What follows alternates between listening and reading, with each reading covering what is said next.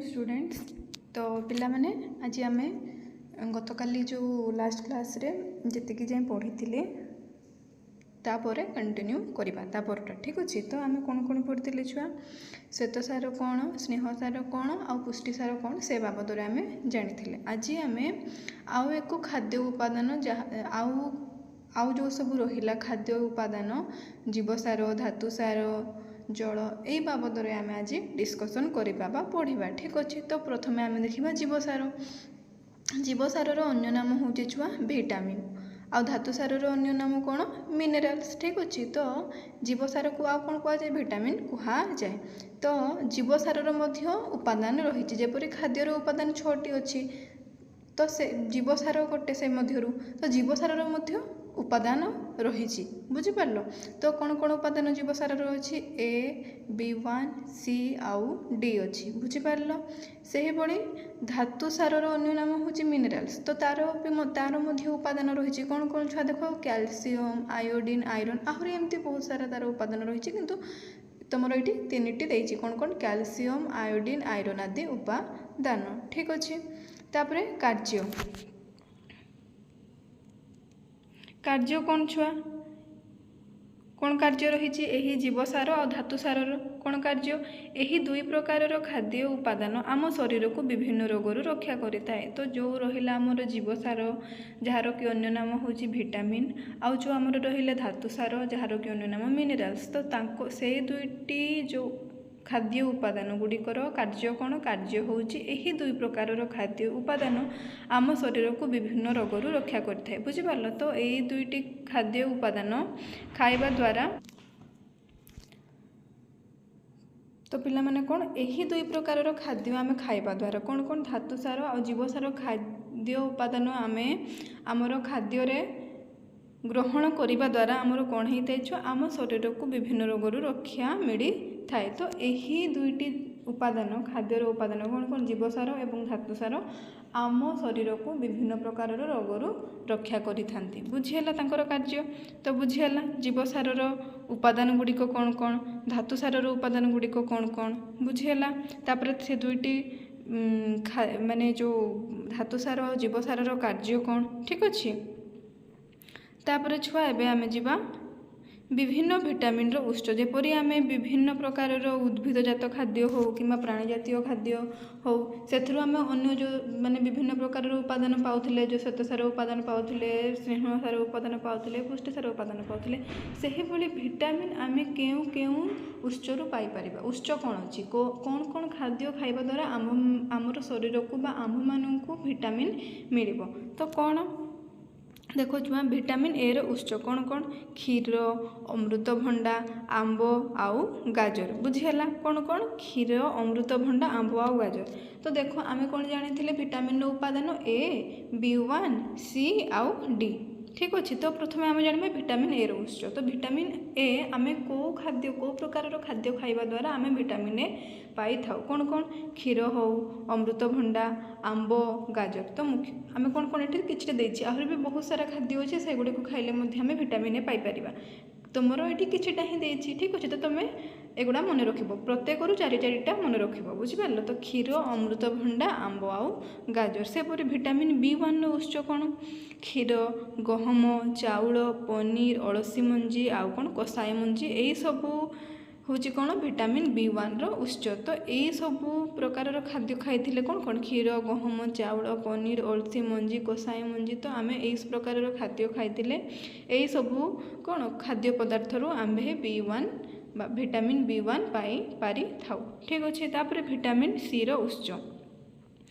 तो छुआ vitamin C आमे क्यों खाद्य पाई थाउ देखो जिते बड़ा मुझे तुमको स्कर्वी रोग बाबद में पूर्व क्लास रे पढ़ाई से कौन होता स्कर्वी रोग क्या अभाव होता छुआ विटामिन C अभाव। तो विटामिन C माने युक्त खाद्य पदार्थ आम खाइबा द्वारा विटामिन C रोग माने जो विटामिन C अभाव जो रोग होता स्कर्वी रोग से मुक्त हो पारे। तो मुख्यतः विटामिन C क्यों खाद्य पदार्थ रही है तुमको मुझे कहती खट्टा जातीय फलमूल प्रायत भाव में विटामिन C रही है। तो विटामिन C कौन उत्स विटामिन C रो उत्स कौन आम कौ खाद्य खाइले विटामिन C सी पाइपर खटा फलमूल बा पनीपरिया बुझीगला। तो कौन कौन देख कमला टमाटो अँला पिजुड़ी सबुज रंगर लंका लेंबू तो यही सब हूँ कौन विटामिन सी रो उत्स। मुख्यतः भाव में विटामिन सी खटा फलमूल पनीपरिया थाए अन्य सब पनीपरिया रही थाए विटामिन सी बुझीगल। तापर विटामिन डी रो उत्स। तो विटामिन डी आम कौन खाइबा द्वारा विटामिन डी पाई था क्षीर माछ अंडा बटर लहुणी बुझीपार आउ कौन खाद्य उपयोगी छातु। तो विटामिन डी रो उत्स कौन कौन क्षीर खाइले आम विटामिन डी पाइपर माछ भी अंडा भी बटर भी बुझीपार जहाँ कोड़िया कौन कहुए लहुणी आउ कौन खाद्य उपयोगी छतु। आम जाने छतु माने किसी बहुत अनाबना छतु भी एवं मार्केट रे मिलूँ बुझीपार। तो खाद्य उपयोगी छतु जो छतु गुड़ाक आम खाद्य आकार ग्रहण कर तो से वाला छतु खाइबा द्वारा आम कौन विटामिन डी पाइपारि थाउ। ठीक अच्छे देख छुआ तुम ये चित्र देती बुझीपार विटामिन ए रो किसी उत्स देख चित्र देखले सहजरे मन रे हाँ ना नहीं विभिन्न प्रकार रंग बेरंगर चित्र देखले आमको जल्दी सहजरे मन रही है। देख तो विटामिन ए रो किसी उत्सटा सब तुम बहिर चित्र ठीक अच्छे तुम बहिरे देखिपर। तापर खरे देख विटामिन बी1 रो किसी उत्स देती जमीक है अड़सी मंजी गहम क्षीर पनीर कखारू मंजी आउ चाउल ए सब कौन विटामिन बी1 रो किसी उत्स। से ही भली देख छुआ ये किसी रही विटामिन सी रो उत्स कौन कौन कमला टमाटो अँला लेंबू सबुज रंगर लंका पिजुड़ी बुझीपार। सेमती विटामिन डी रो किसी उत्स कौन कौन माछ क्षीर अंडा खाद्य उपयोगी छतु बटर बा लहुणी बुझीपार। के सुंदर चित्र देती ना नहीं तुम मानकर पिला मन रही ना देख लो। तो यहाँ कौन थी विटामिन ए आ बी1 रो फास्ट चित्र रे कौन थी विटामिन ए रो किसी उत्स तापर विटामिन बी1 रो किसी उत्स तापर रहा विटामिन सी रो किसी उत्स तापर विटामिन डी रो किसी उत्स। ठीक अच्छे बुझीगला छुआ। देख छुआ एटा तुम गोटे सारणी 3.3 देछि है तुम बहिर सारणी यहाँ कौन देछि देख विटामिन एवं खनिज पदार्थ आउ सेमानकर उत्स आउ कौन अभाव जनित रोग एवं लक्षण गुड़िकर चार्ट। तो ये गोटे सारणी देछि जोटा कि 3.3 सारणी जो थे कौन देछि खाद्य उपादान देछि जो थे कि जीवसार और धातुसार बाबद देछि बुझीपार। तो जीवसार धातुसार उपादान गुड़िक देछि तापर कौन खाद्यर कार्य। तो जो सब माने जीवसार हो कि धातुसार उपादान गुड़िकर कार्य कौन से कौन एकुटिया एकुटिया माने इंडिविजुआली देछि भल भाव में। ठीक अच्छे तापर खाद्यर उत्स कौन कौन कौन आम जीवसार धातुसार पाई था है तापर माने हूँ जीवसार और धातुसार अभाव में आमको कौ रोग होता है जमी देख खाद्य अभाव जनित रोग बुझेगा। तो सही सारणी से अंडर आम कौन लिखा आमको कौ प्रकार रोग होता है जीवसार और धातुसार अभाव में। तापर रोगर लक्षण कौन जपरी आमको ज्वर हेले आमर टेम्परेचर बढ़ी जाए तापमात्रा बढ़ी जाए शरीर आमर मुंड बथा हुए आमको दुर्बल लगे से ही भाई विभिन्न प्रकार खाद्य अभाव जनित रोगर मध्य विभिन्न प्रकार लक्षण रही जहाँकि परस्पर रोग माने विभिन्न प्रकार रोग मध्य भिन्नता रही बुझीपार। तो लक्षण मध्य भिन्न हम ठीक अच्छे। तो प्रथमे आम जाना जीवसार खाद्य उपादान बाबद में। तो प्रथम जीवसार प्रथम उपादान टीर ना कौन विटामिन ए हाँ कि नहीं। तो विटामिन ए तो विटामिन ए हूँ तार कार्य कौन छुआ विटामिन ए रो कार्य हूँ से कौन कर आखि और चर्म को सुस्थ रखी थाए कौन करे से आखि और चर्म को सुस्थ रखे तार कार्य मुख्य कार्य उत्स कौन कौन कौन आम विटामिन ए पाइपर अमृतभंडा गाजर आंब आउ क्षीर।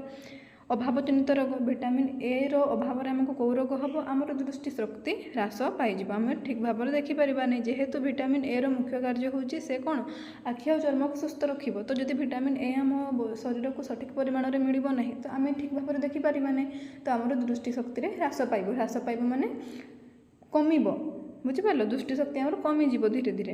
तापर कौन रोगर लक्षण कौन कौन हम देख दुर्बल दृष्टि शक्ति जदि आमको ठीक भाव में देखा न गला आम तो जानी 40 वर्ष हेल्ले देखा जाए कि पूर्व जब आम छोट छोट बयस थे आमको देखा नजीब तो आम जाना कि विटामिन ए रो अभाव रही। तापर कौन अंधार दृष्टि शक्ति ह्रास अंधार दृष्टि शक्ति ह्रास पाइब देखिए। तो अंधार कोणटा कि कहती ना नहीं। तो अंधार दृष्टि शक्ति ह्रास बेले बेले दृष्टि शक्ति संपूर्ण हराइबा बुझीपार जदि आउ कौन तार लक्षण बेले बेले दृष्टि शक्ति संपूर्ण हराइबार कौन थाए चांसेस थाए बुझीगला।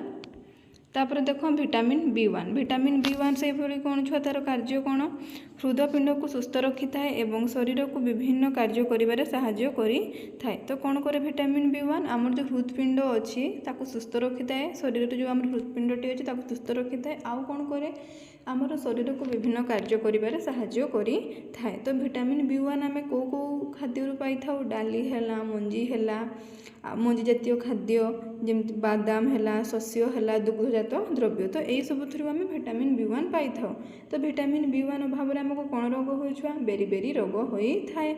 तो तार लक्षण कौन गोड़ हाथ झिमझिम हेबा फुलिबा मुह फोड़िबा परि लागिबा किंबा जलिबा बुझिपारल श्वासक्रिया रे कष्ट हबा। तो जदि आमर गोड़ हाथ झिमझिम लागिबो मुह पूरा पोड़िबा परि लागिबो गोड़ हाथ फुली जिवो तापर श्वासक्रिया रे जदि हमको कष्ट हबो तो आम जानिबा कि जे विटामिन B1 आमको विटामिन B1 अभाव में आमको बेरी बेरी रोग होइछि बोली। तो बेरी बेरी लक्षण कौन जानिलो तापर देखो विटामिन सी तुम्हें तो विटामिन सी बहुत भल भाव जानी आउ ना गत क्लास रे भी मुझे पढ़ाई पुणी ये पढ़ाऊँगी।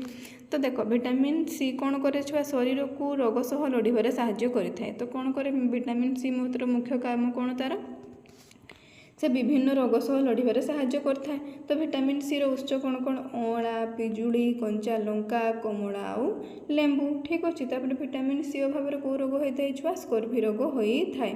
तो यार लक्षण कौन छुआ लक्षण होची कौन माढ़ीरू रक्तस्राव हवा क्षत विलंबर भल हवा ठीक अच्छे। तो कौन कौन लक्षण माढ़ीरू रक्तस्राव हवा माढ़ी फुली जिबा क्षत विलंबर भल हवा। तो आम जाना कि आमको स्कर्वी रोग होइछि बोली।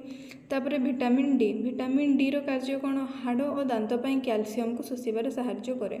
तो विटामिन डी की कौन करे से जो आमर हाड़ पाई और दांत पाई जेतिकी परिमाण कैल्शियम दरकार हुए कौन पाई ना हाड़ और दांत स्ट्रंग होगापाई हेले पूरा शक्त होगापाई हेले कैल्शियम दरकार होता है। तो विटामिन डी कौन करे ना से जो ब्लड माने जो ब्लड रू हो ब्लड रे आमर माने ब्लड रे से कि किछि माने तरल अंश आमर जो शरीर तरल अंश कौन ब्लडटा ही रक्त ही।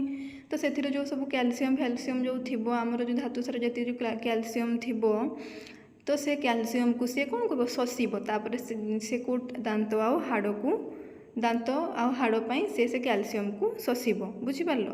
तो यहाँ हूँ तार मुख्य कार्य। तो आम विटामिन डी मुख्यतः कौटी पाई था सूर्य किरण बुझिपारल। तो प्राकृतिक आम विटामिन डी कौटू पाई था सूर्य किरण आउ को खाद्य पाई था क्षीर लहुणी माछ आउ अंडा। विटामिन डी अभाव में कौन रोग हुए छुआ रिकेट रोग होता है। तो जेहेतु ये हूँ विटामिन डी हाड़ और दांत पाई कैल्शियम शोषी थाए हाड़ और दांत को शक्त करिबारे साहाय्य करथाए। जदि विटामिन डी अभाव में आमको रिकेट रोग है ताहले कौन प्रथमतः कमल आउ जो आमर माने कमल एवं बंका हाड़ हो। तो आमर जो हाड़ जो शक्त हाड़ हवा कथा शक्त हाड़ न होइकी विटामिन डी अभाव में कौन हम हाड़ पूरा कमल हो कमल हेले से बंका हम हाँ कि नहीं बुझेगा। तापर एबे देखिए आम धातु सार उपादान गुड़िक बाबद प्रथमे कौन कैल्शियम कौन छुआ कैल्शियम कार्य हूँ हाड़ और दांत को सुस्थ रखी थाए से जिते विटामिन डी कौन पे कैल्शियम को शोषी थाए कहीं कैल्शियम मुख्य काम हूँ से हाड़ और दांत को सुस्थ शक्त रखिब बुझिपारल। तापर कौन कौन आम कैल्शियम पाइबा क्षीर सोया क्षीर दही छेना बुझीगला। तो कैल्शियम अभाव में आमको कौ रोग हम हाड़ और दांत क्षय हो कौन हम हाड़ और दांत सुस्थ रही क्षय हो। तापर कौन हम लक्षण कौन कौन हाड़ दुर्बल हो दांत क्षय हो। सेमती आयोडीन अभाव आयोडीन रो मुख्य कार्य कौन शारीरिक एवं मानसिक कार्य करिबारे से कौन करथे साहाय्य करे। तो आयोडीन होर कार्य कौन मुख्य कार्य होची से होची शारीरिक एवं मानसिक कार्य करिबारे साहाय्य करे। तो आम आयोडीन कौ पाई था आयोडीन उत्स कौन सामुद्रिक माछ पानी सिंगड़ा आयोडीन युक्त लुण ठीक अच्छे। तो आयोडीन अभाव में कौन रोग हो तो मैंने जानी पूर्व क्लास रे भी मुझे कहती गलगंड रोग होता है। तो यार लक्षण कौन छुआ देख बेकर सम्मुख भाग फुली जाए आयोडीन तले जो भाग फुली जाए लिखाई सेटा जो लास्ट तुम अभावजनित रोगर जो बेकर सम्मुख भाग फुली जाए हेबू भूले से ए साइड्रे दे प्रिंटिंग मिस्टेक ठीक अच्छे। तो बेकर सम्मुख भाग फुली जाए लिखब ठीक करिकी। तापर लास्ट रे आमर अच्छी छुआ कौन आयरन बुझिपारल। तो आयरन हूँ रक्तर गुरुत्वपूर्ण उपादान बुझिपारल। सब बड़े कहते जदि आमको रक्तहीनता है ताहले कहबे कि तोर कौन आयरन कम अच्छी तो शरीर में आयरन कम अच्छी। तो आयरन हूँ रक्तर गुरुत्वपूर्ण उपादान टी बुझिपारल। जेपरि धातु सार उपादान हूँ କ'ଣ କ୍ୟାଲସିୟମ୍, ଆୟୋଡ଼ିନ୍, ଆଇରନ୍। ସେମିତି ଆଇରନ୍ ହେଉଛି ଗୋଟେ ମୁଖ୍ୟ ଉପାଦାନ କାହାର? ରକ୍ତର। ବୁଝିପାରିଲ? ତ ଆଇରନ୍ ଆମେ କେଉଁଥିରୁ ପାଇବା? ଆଇରନ୍ର ଉତ୍ସ କ'ଣ? ସବୁଜ ଶାଗ, ପନିପରିବା, ଡାଳିମ୍ବ ଆଉ ବିଟ୍। ତ ଆଇରନ୍ ଅଭାବରେ କେଉଁ ରୋଗ ହୋଇଥାଏ ଛୁଆ? ରକ୍ତହୀନତା ରୋଗ ହୋଇଥାଏ। ତ ଆଇରନ୍ ଅଭାବ ହେଲା ବୋଲି ଆମର ରକ୍ତହୀନତା ହେଲା। ତ ରକ୍ତହୀନତାର ଲକ୍ଷଣ କ'ଣ? ଆମକୁ ପୁରା ୱିକ୍ ଲାଗିବ, ଦୁର୍ବଳ ଲାଗିବ। ଠିକ୍ ଅଛି। ଶ୍ୱାସକ୍ରିୟାରେ ଅସୁବିଧା ହେବ। ତ କ'ଣ ହେବ? ଦୁର୍ବଳତା ଆଉ ଶ୍ୱାସକ୍ରିୟାରେ ଅସୁବିଧା ହେବ ରକ୍ତହୀନତା ରୋଗ ହେଲେ। ବୁଝିହେଲା? ତ ଏ ଥିଲା ତୁମର ବିଭିନ୍ନ ପ୍ରକାରର କ'ଣ ଜୀବସାର ଓ ଧାତୁସାରର ଉପାଦାନ, ତାଙ୍କର କାର୍ଯ୍ୟ, ଉତ୍ସ, ଆଉ କ'ଣ ଅଭାବଜନିତ ରୋଗ, ଆଉ କ'ଣ ଲକ୍ଷଣ ବାବଦରେ ଥିଲା। ବୁଝିପାରିଲ ନା ଛୁଆ? ବୁଝିହେଲା? ଠିକ୍ ଅଛି। ଦେଖ ଛୁଆ, ତାପରେ ପୋଷକ। ପୋଷକ କ'ଣ ଛୁଆ? ଯେଉଁ ଖାଦ୍ୟ ଉପାଦାନ କ'ଣ? ପୋଷକ କ'ଣ? ଦେଖ ସଂଜ୍ଞା ଲେଖା ହେଇଛି, ତୁମେ ଲେଖିବ। ତ ଯାହା ମୁଁ ତୁମମାନଙ୍କୁ ନୋଟ୍ ସେୟାର କରୁଛି ତୁମେମାନେ ଲେଖିବ। ଠିକ୍ ଅଛି। ତ ପୋଷକ ଆମେ କାହାକୁ କହିବା? ଯେଉଁ ଖାଦ୍ୟ ଉପାଦାନ ଶକ୍ତି ପ୍ରଦାନ କରିଥାଏ। ତ ଖାଦ୍ୟର ଉପାଦାନ କ'ଣ କ'ଣ? 6ଟି ଅଛି। କ'ଣ କ'ଣ?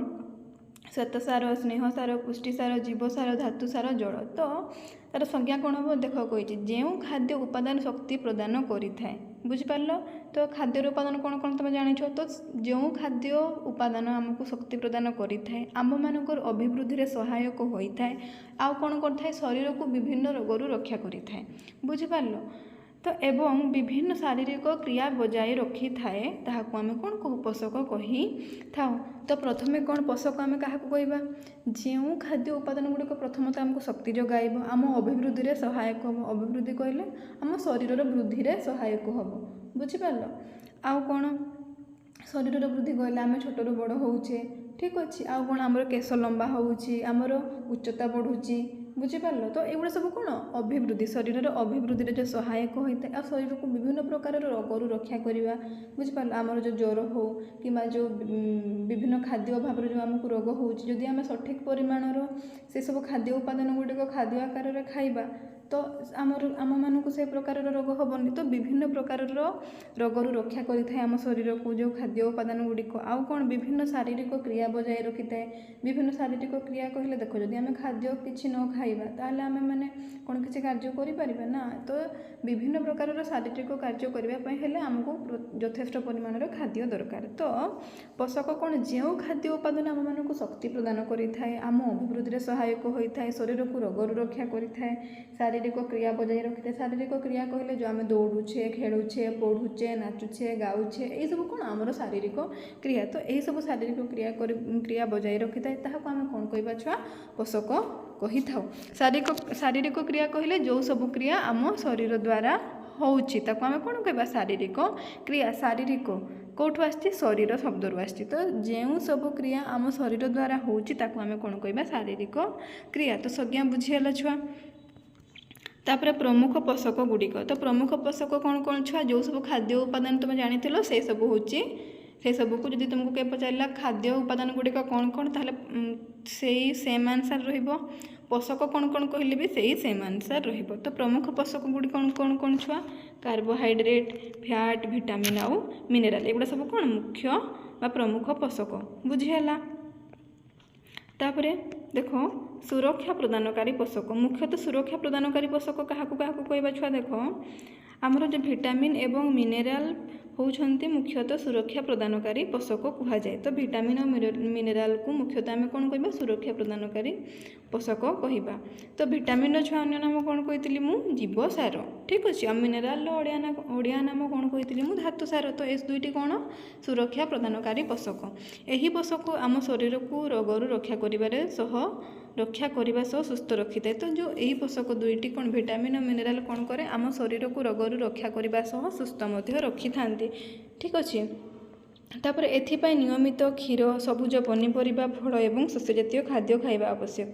ତ ଯେହେତୁ କେଉଁଥିରେ କ୍ଷୀର, ସବୁଜ ପନିପରିବା, ଫଳମୂଳରେ କ'ଣ ବିଭିନ୍ନ ପ୍ରକାରର ଜୀବସାରର ଉପାଦାନ ରହିଛି, ଧାତୁସାର ରହିଛି। ତ ଆମେ ସେଥିପାଇଁ ନିୟମିତ ଭାବରେ କ'ଣ କରିବା ଦରକାର? ବିଭିନ୍ନ ପ୍ରକାରର ଖାଦ୍ୟ ଉପାଦାନ ଗୁଡ଼ିକୁ ନିୟମିତ ଭାବରେ ଆମେ କ୍ଷୀର, ସବୁଜ ପନିପରିବା, ଫଳ ଆଉ ଶସ୍ୟଜାତୀୟ ଖାଦ୍ୟ ଖାଇବା ଆବଶ୍ୟକ, ଯାହାଦ୍ୱାରା ଆମ ଶରୀର ସୁସ୍ଥ ରହିବ, ବିଭିନ୍ନ ପ୍ରକାରର ରୋଗରୁ ରକ୍ଷା ପାଇପାରିବ।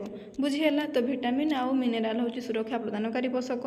ମନେ ରଖ, ଯଦି ତୁମକୁ କିଏ ପଚାରିଲା କେଉଁ ଦୁଇଟି ଉପାଦାନ ସୁରକ୍ଷା ପ୍ରଦାନକାରୀ ପୋଷକ, ତୁମେ କହିବ ଜୀବସାର ଓ ଧାତୁସାର, ବା ତୁମେ କ'ଣ କହିପାରିବ ଭିଟାମିନ୍ ଓ ମିନେରାଲ। ଠିକ୍ ଅଛି। କାହିଁକି ଆମେ ଜୀବସାର ଓ ଧାତୁସାରକୁ ସୁରକ୍ଷା ପ୍ରଦାନକାରୀ ପୋଷକ କହିବା? କାରଣ ଏହି ପୋଷକ ଆମ ଶରୀରକୁ ବିଭିନ୍ନ ରୋଗରୁ ରକ୍ଷା କରିଥାନ୍ତି ଆଉ ସୁସ୍ଥ ରଖିଥାନ୍ତି। ବୁଝିପାରିଲ? ତାପରେ କ'ଣ? ଭିଟାମିନ୍ ଓ ଖଣିଜ ଲବଣର ଆବଶ୍ୟକତା। ଦେଖ ଛୁଆ, ଭିଟାମିନ୍ ଓ ଖଣିଜ ଲବଣ ଆମ ଶରୀର ପାଇଁ କ'ଣ ପାଇଁ ଦରକାର? ଦେଖ, ଯଦିଓ ଭିଟାମିନ୍ ଓ ମିନେରାଲ୍ସ ଅଳ୍ପ ମାତ୍ରାରେ ଆବଶ୍ୟକ, କିନ୍ତୁ ଏହା ଆମ ଶରୀରକୁ ସୁସ୍ଥ ରଖିବା ପାଇଁ ଜରୁରୀ ଅଟେ। ଦେଖ, ଆମ ଶରୀର ପାଇଁ ଭିଟାମିନ୍ ଏବଂ ମିନେରାଲ୍ସ କ'ଣ ଅଳ୍ପ ମାତ୍ରାରେ ଦରକାର ହୋଇଥାନ୍ତି। ଠିକ୍ ଅଛି।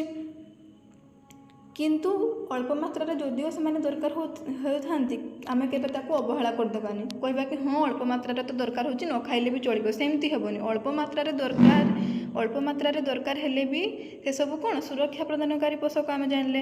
ତ ଆମ ଶରୀର ପାଇଁ ଯଦିଓ ସେମାନେ ଅଳ୍ପ ମାତ୍ରାରେ ଦରକାର ହେଇଥାନ୍ତି, କିନ୍ତୁ ଆମେ ତାଙ୍କୁ ଅବହେଳା କରିବା ନାହିଁ। କ'ଣ ଭାବିକି ହଁ ଅଳ୍ପ ପରିମାଣରେ ତ ଦରକାର ହେଉଛି, ନ ଖାଇଲେ ବି ହେବ, ସେମିତି ହେବନି। ଆମକୁ ନିହାତି ଖାଦ୍ୟ ହିସାବରେ ତାଙ୍କୁ ଖାଇବା ପାଇଁ ପଡ଼ିବ। ବୁଝିପାରିଲ? କ'ଣ ପାଇଁ ନା ଆମକୁ ଆମ ଶରୀରକୁ ସୁସ୍ଥ ରଖିବା ପାଇଁ ହେଲେ ସେତିକି ପରିମାଣର ମଧ୍ୟ, ଅଳ୍ପ ପରିମାଣର ମଧ୍ୟ ଭିଟାମିନ୍ ଏବଂ ମିନେରାଲ୍ସ ଆମ ଶରୀର ପାଇଁ ନିହାତି ଆବଶ୍ୟକ ଅଟେ। ବୁଝିହେଲା? ତାପରେ ଦେଖ, ଖାଦ୍ୟ ପ୍ରସ୍ତୁତି ଓ ପୋଷକ ତତ୍ତ୍ୱର ସୁରକ୍ଷା। ବୁଝିପାରିଲ? ତ ଆମେ କିଭଳି ଭାବରେ ଖାଦ୍ୟକୁ ପ୍ରସ୍ତୁତି କରିବା ଯେ ଯେଉଁ ଆମର ଖାଦ୍ୟରେ ଯେତିକି ପରିମାଣର ପୋଷକ ରହିବା କଥା ରହିବ ଆଉ ଆମ ଶରୀରକୁ ଯିବ। ଦେଖିବ ଆମକୁ କୁହନ୍ତି କି ଯେ ଆମେ ପୂର୍ବରୁ ବି ପଢ଼ି ଆସିଛେ କି ଯେ କୁହାଯାଏ କି ଅଧିକ ସମୟ ପନିପରିବାକୁ ପାଣିରେ ବତୁରାଇ ରଖିଲେ କ'ଣ ହେବ? ପାଣିରେ ପକାଇ ରଖିଲେ ପୋଷକର ପରିମାଣ ହ୍ରାସ ପାଇବ। ତ ଆମେ କିଭଳି ଭାବରେ ଖାଦ୍ୟକୁ ପ୍ରସ୍ତୁତ କରିବା ଯେ ଯେତିକି ପରିମାଣର ପୋଷକ ରହିବା କଥା ସେ ରହିବ। ବୁଝିପାରିଲ? ଆଉ ଯେତିକି ସବୁ ପୋଷକ ଥିବ ଖାଦ୍ୟ ପଦାର୍ଥରେ ତାହା ସୁରକ୍ଷିତ ଭାବରେ ରହିବ। ବୁଝିପାରିଲ? ତ କେମିତି ଖାଦ୍ୟ ପ୍ରସ୍ତୁତି କରିବା? ଦେଖ, ଖାଦ୍ୟକୁ ଅଧିକ ସମୟ ରାନ୍ଧିବା ଦ୍ୱାରା ଭିଟାମିନ୍ ସି ଭଳି କିଛି ପୋଷକ ନଷ୍ଟ ହୋଇଯାଏ। ତ କିଛି ଖାଦ୍ୟ ଅଛି ଯେଉଁଥିରେ କି କ'ଣ ଅଛି, କିଛି ଖାଦ୍ୟକୁ ଯଦି ଆମେ ଅଧିକ ସମୟ ରାନ୍ଧିବା ହେଲେ କ'ଣ ହେବ? ଭିଟାମିନ୍ ସି ଭଳି ପୋଷକ ନଷ୍ଟ ହୋଇଯିବ। ବୁଝିହେଲା? ତାପରେ କ'ଣ କହିଲା ସେ? ଯଦି ଆମେ କିଛି ଖାଦ୍ୟ ଅଛି ଯାହାକୁ କି ଅଧିକ ସମୟ ରାନ୍ଧିବା ଦ୍ୱାରା ଭିଟାମିନ୍ ସି ଭଳି କିଛି ପୋଷକ ନଷ୍ଟ ହୋଇଯିବ, ତ ସେହିଭଳି ଖାଦ୍ୟକୁ ଆମେ ଅଳ୍ପ ସମୟ ରାନ୍ଧିବା। ବୁଝିହେଲା? ଅଳ୍ପ ସମୟ ରାନ୍ଧିବା ଯାହାଦ୍ୱାରା କ'ଣ ଭିଟାମିନ୍ ସି ପୋଷକ ନଷ୍ଟ ହେବ ନାହିଁ। ବୁଝିହେଲା? ତ ଆମେ ପ୍ରଥମେ ଜାଣିବା କେଉଁ ଖାଦ୍ୟକୁ ଅଧିକ ସମୟ ରାନ୍ଧିଲେ ଭିଟାମିନ୍ ସି ନଷ୍ଟ ହେଉଛି, ପ୍ରଥମେ ଆମେ ଜାଣିବା। ତାପରେ ସିନା ଆମେ ସେ ଖାଦ୍ୟକୁ ଅଳ୍ପ ସମୟ ରାନ୍ଧିବା। ଯଦି ଜାଣିନଥିବା, ଆମେ ଅଧିକ ସମୟ ରାନ୍ଧିବା ହେଲେ ଭିଟାମିନ୍ ସି ପୋଷକ ହ୍ରାସ ପାଇବ, ଯାହାଦ୍ୱାରା ଆମ ଶରୀର ଯଥେଷ୍ଟ ପରିମାଣରେ ଭିଟାମିନ୍ ସି ପାଇପାରିବ ନାହିଁ। ତାପରେ କ'ଣ? କଟା କିମ୍ବା ଚୋପା ଛଡ଼ା ପନିପରିବା ଓ ଫଳକୁ ଧୋଇଲେ ମଧ୍ୟ କିଛି ଭିଟାମିନ୍ ନଷ୍ଟ ହୋଇପାରେ। କ'ଣ କହୁଛି ଦେଖ, ଆମେ ଯେଉଁ ପନିପରିବା, କଟା ପନିପରିବା ମାନେ କାଟିକି ଯେଉଁ ରଖିଥାଉ ପନିପରିବା, କିମ୍ବା ଆମେ ଯେଉଁ ଚୋପା ଛଡ଼େଇକି ରଖିଥାଉ ପନିପରିବା, ସେହି ପନିପରିବାକୁ ଯଦି ଆମେ ବା ଫଳକୁ ଯଦି ଆମେ ଧୋଇଲେ ତାହେଲେ ମଧ୍ୟ କିଛି ଭିଟାମିନ୍ ନଷ୍ଟ ହୋଇପାରେ। ତା ମାନେ ନୁହଁ କି ଆମେ ଧୋଇବାନି। କ'ଣ ପାଇଁ ନା ବିଭିନ୍ନ ପ୍ରକାରର କ'ଣ ମାଇକ୍ରୋ ଅର୍ଗାନିଜମ୍ସ। ବୁଝିପାରିଲ? ମାଇକ୍ରୋ ଅର୍ଗାନିଜମ୍ସ ମାନେ ବିଭିନ୍ନ ପ୍ରକାରର ଜୀବାଣୁ ଲାଗିଥିବେ। ତ ନିହାତି ଆମେ ସବୁ ପ୍ରକାରର ଫଳ ପନିପରିବାକୁ ଧୋଇବା।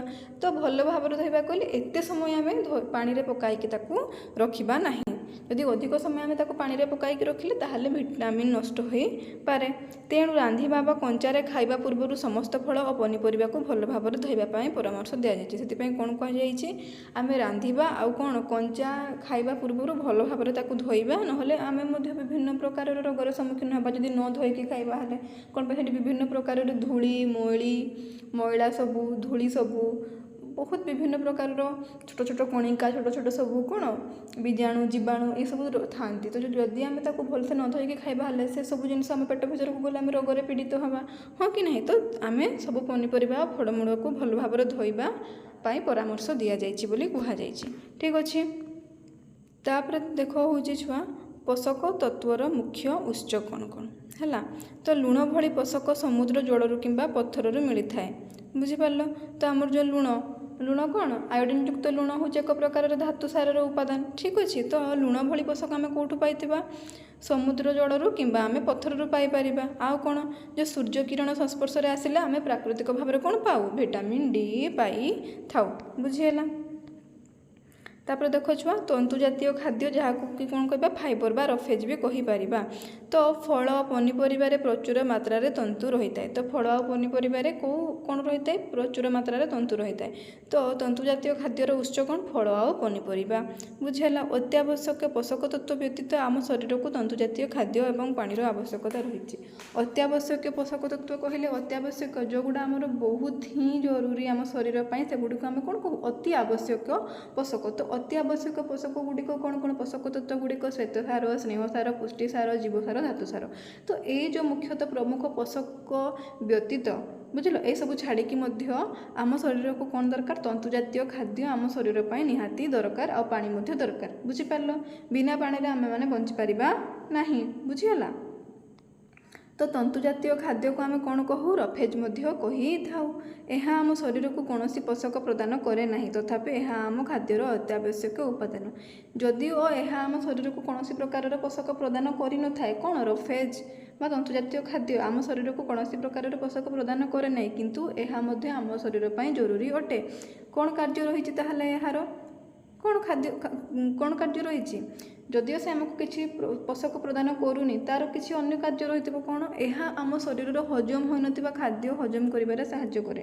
ତ ଆମ ଶରୀରରେ ଯେଉଁ ସବୁ ଖାଦ୍ୟ ହଜମ ହୋଇନଥାଏ, ଏ ତନ୍ତୁ ଜାତୀୟ ଖାଦ୍ୟ କ'ଣ କରେ? ସେ ହଜମ ହୋଇନଥିବା ଖାଦ୍ୟକୁ ହଜମ କରିବାରେ ସାହାଯ୍ୟ କରିଥାଏ।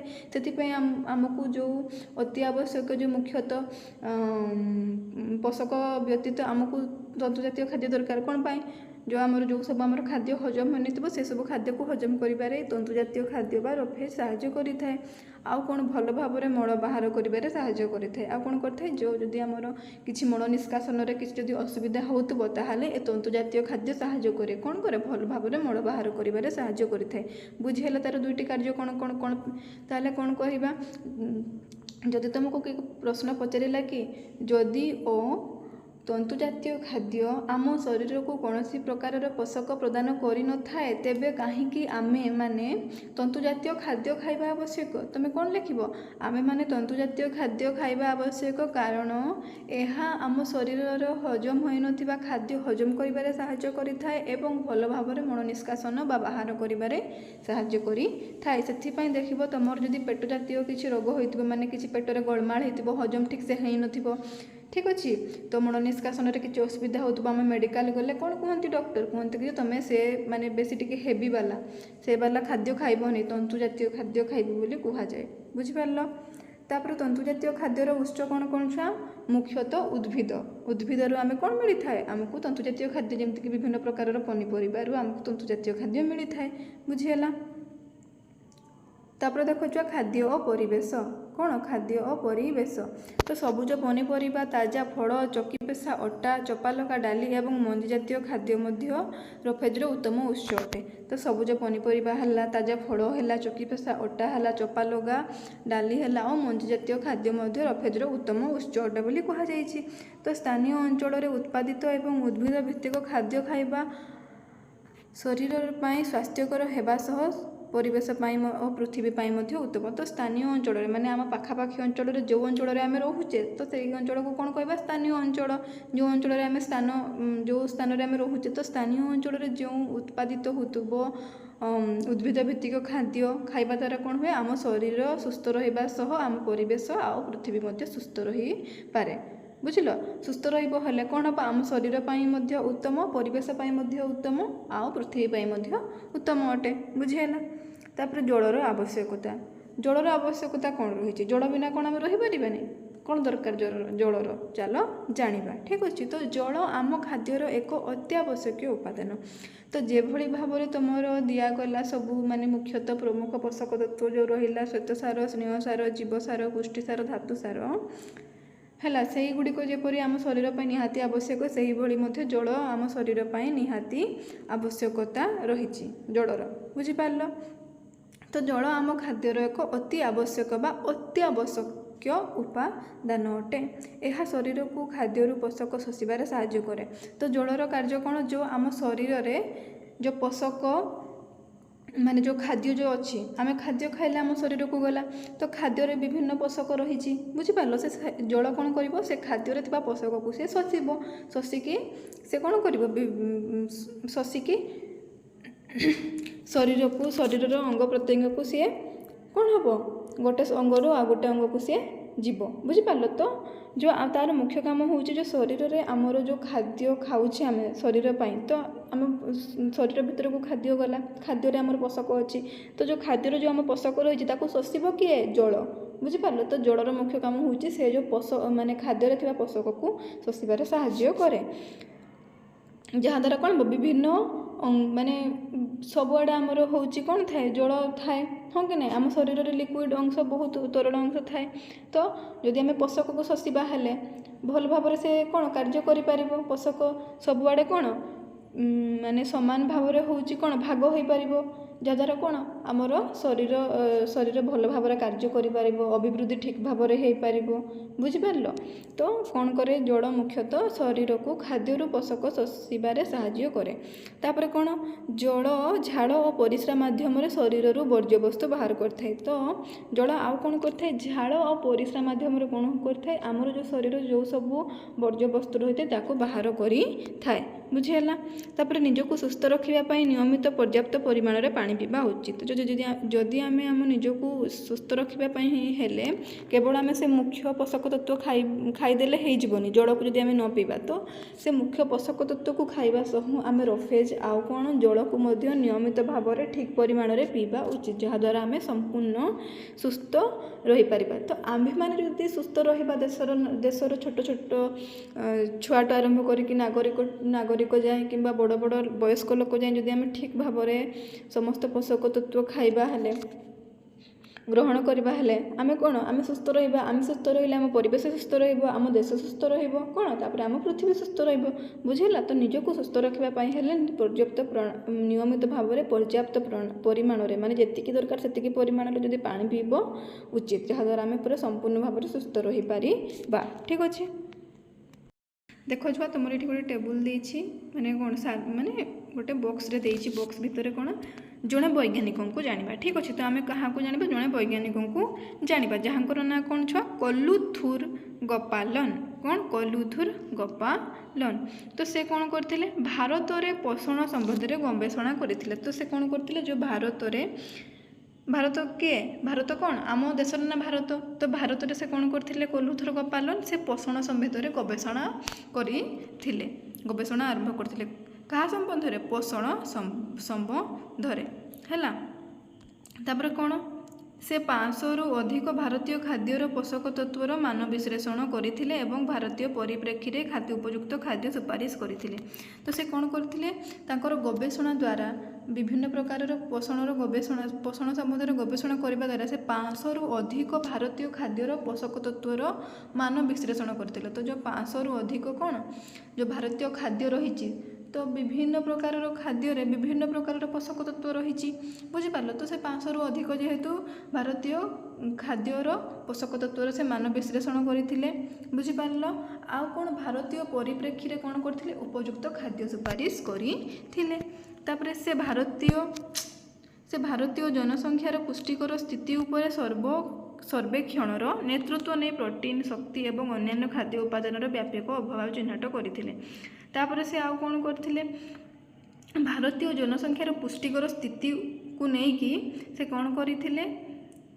ପ୍ରୋଟିନ୍, ଶକ୍ତି ଏବଂ ଅନ୍ୟାନ୍ୟ ଖାଦ୍ୟ ଉପାଦାନର ବ୍ୟାପକ ଅଭାବ ଚିହ୍ନଟ କରିଥିଲେ। ତ ପ୍ରୋଟିନ୍ ଆଉ ଶକ୍ତି ଆଉ ଅନ୍ୟାନ୍ୟ ଖାଦ୍ୟ ଉପାଦାନ ଅଭାବରେ କ'ଣ ହେଉଛି, ତ ସେସବୁକୁ ସେ ଚିହ୍ନଟ କରିଥିଲେ। ବୁଝିପାରିଲ?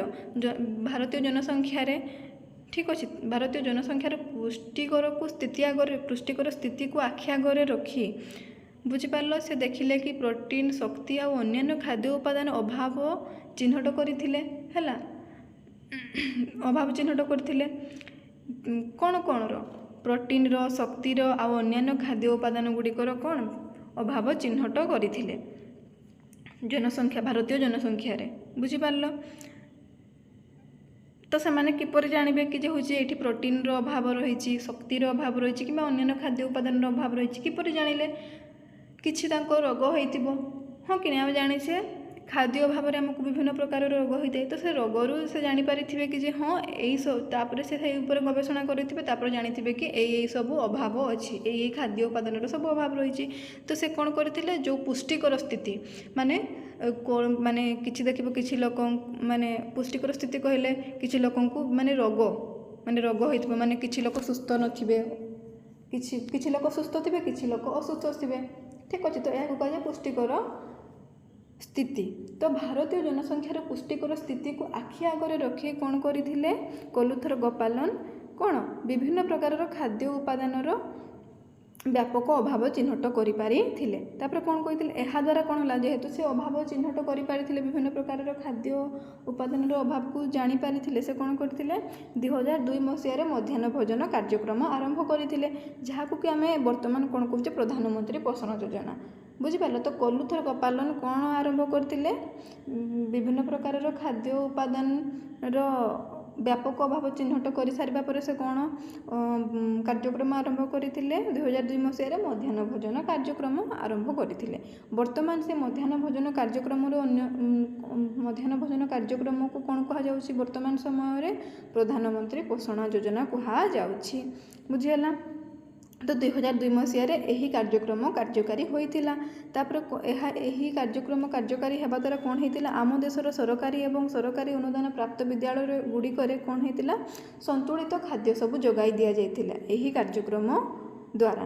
ବୁଝିହେଲା? ଏହି ଯୋଜନା ସାରା ଦେଶର ଲକ୍ଷ ଲକ୍ଷ ଶିଶୁଙ୍କୁ ସ୍ୱାସ୍ଥ୍ୟ ଏବଂ ପୋଷଣରେ ଉନ୍ନତି ଆଣିବାରେ ମୁଖ୍ୟ ଭୂମିକା ଗ୍ରହଣ କଲା। ତ ଏହି ଯୋଜନା ଆମ ଦେଶରେ କାର୍ଯ୍ୟକାରୀ ହେବା ଦ୍ୱାରା ବିଭିନ୍ନ ପ୍ରକାରର କହିଲେ ଲକ୍ଷ ଲକ୍ଷ ଶିଶୁ ଯେଉଁ ଥିଲେ ସ୍ୱାସ୍ଥ୍ୟବାନ ହୋଇପାରିଲେ, ଆଉ ତାଙ୍କର ପୋଷଣରେ ଉନ୍ନତି ଦେଖାଗଲା। ବୁଝିହେଲା? ତ କଲୁଥର ଗୋପାଲନ ଜଣେ କ'ଣ ବୈଜ୍ଞାନିକ, ସେ ଭାରତରେ କାହା ବାବଦରେ ଗବେଷଣା କରୁଥିଲେ, ପୋଷଣ ସମ୍ବନ୍ଧରେ ଗବେଷଣା ଆରମ୍ଭ କରିଥିଲେ।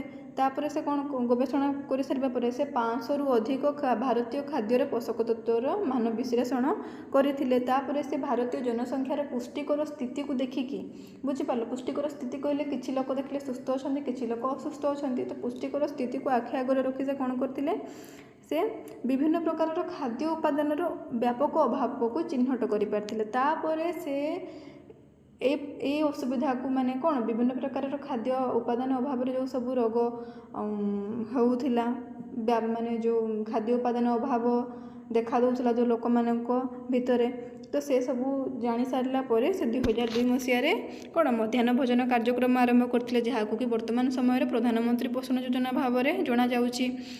ଏହି କାର୍ଯ୍ୟକ୍ରମ ଦ୍ୱାରା କ'ଣ ହେଲା, ବିଭିନ୍ନ ସରକାରୀ ବିଦ୍ୟାଳୟ ଗୁଡ଼ିକରେ କ'ଣ ଖାଦ୍ୟ ଯୋଗାଇ ଦିଆଗଲା, ଯାହାଦ୍ୱାରା କ'ଣ ହେଲା ଲକ୍ଷ ଲକ୍ଷ ଶିଶୁ ସ୍ୱାସ୍ଥ୍ୟବାନ ହୋଇପାରିଲେ, ଆଉ ତାଙ୍କର ପୋଷଣରେ ଉନ୍ନତି ହୋଇପାରିଲା।